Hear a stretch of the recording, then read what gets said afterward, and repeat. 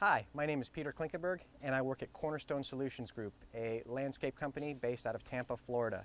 I'm here at the Chapman residence, partnered with RISE, the Responsible Industries for a Sound Environment, and Mr. Chapman has won a landscape makeover.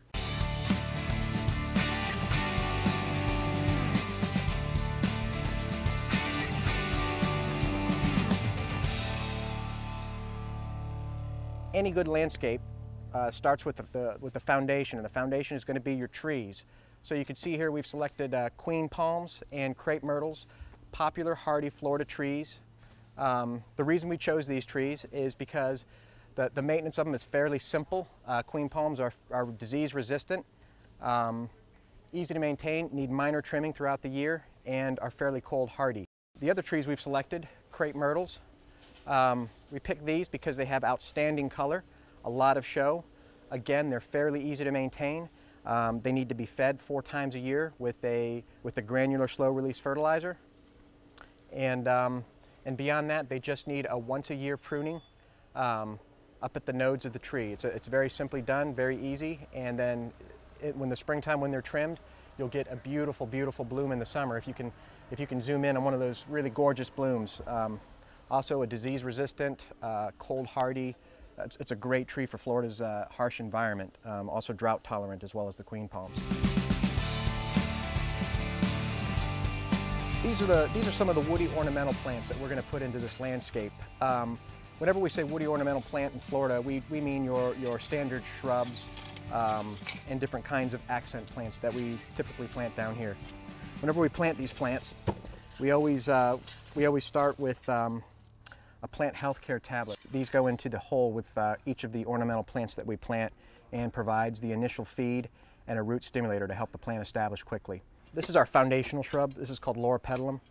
We selected it because it has some nice, interesting color, some red tips on the leaves. It flowers several times a year with very bright, vibrant pink flowers, very attractive.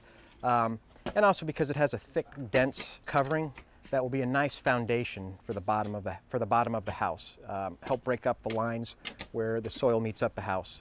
We're going to plant these ornamental grasses called Fakahatchee around the base of this existing oak tree. That'll help add a little bit of a buffer to the trunk because you have a pretty high trunk. It's been limbed up pretty high. Gives a little texture to the bottom of the tree.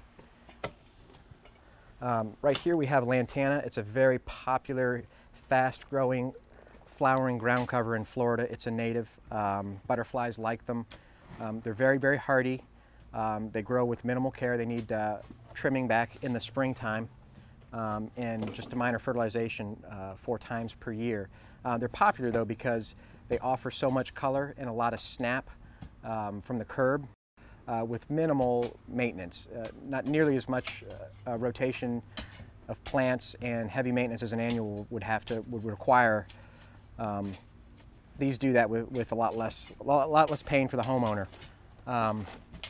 These are another popular and shade-tolerant ground cover. This is Liriope.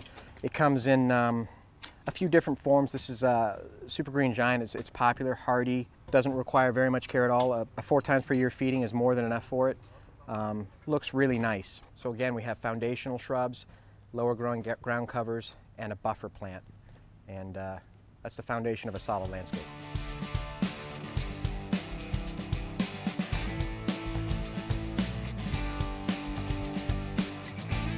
Here in Mr. Chapman's backyard, we had to pull out the existing lawn that he had. It had been overtaken by weeds, and he had a lot of dead turf in there that just weren't able to revive. But what we're going to put back is essentially the same grass that got overrun by weeds, and that's St. Augustine Floritam variety. It's the most popular yard grass in Florida. You can see in the surrounding neighborhoods with the finished product that it's a very beautiful, luxurious, deep green grass. It does require a good amount of care. It needs frequent watering, and it needs at least 6 fertilizing applications per year, as well as a fairly significant pest treatment. St. Augustine grass is a favorite food of chinch bugs and grubworms, so there is some significant maintenance that has to be performed in order to keep it looking its best. It's not terribly hard to do. You can purchase those products at your local Home Depot or garden supply store, but it is something that has to be done, or when those bugs attack the grass, they'll make weak spots, it'll die, and that will give weeds a chance to take over. Whenever you're working in a lawn and trying to keep it looking good, it's all about competition. So you have to give your desired grass, the best chance at outcompeting the weeds, which also grow very quickly. And you do that with some selective herbicides, some pesticides, and with a good, well-fed lawn. The tighter and thicker the grass is, the less chance that you're going to have a pest problem, and the better your yard will look.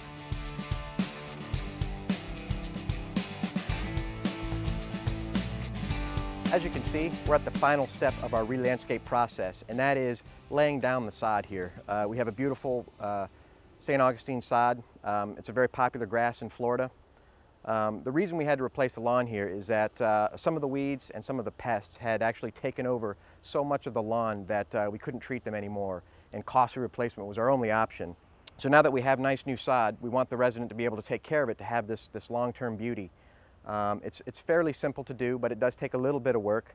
He'll need to mow it regularly. He'll need to water it regularly. He has a nice irrigation system. That's a prerequisite to having this kind of grass. And then he'll have to take care of it with regular fertilization and pest control. The fertilization should probably happen 4 times a year, and the pest control will probably happen 6 times a year and as needed. And then his mowing has to be scheduled in such a way that he doesn't let too much thatch build up, but a little bit's a good thing. You can buy most of these products at any Home Depot or garden supply store. They have a wide variety of good stuff. It's really important when you're applying it, though, that you follow the directions on the back of the label to a T as much as possible. You want to keep it away from ponds. We have a pond in the backyard here. You want to stay at least 10 feet away with your fertilization application, and you want to avoid letting any of the pellets fall into the driveways or streets or gutters. And if any do, you need to clean them up right away.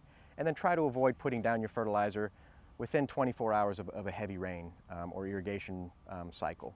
And other than that, it provides a gorgeous environment for your family, for your children, and they'll have a terrific view from their backyard across this green landscape and into a nice pond.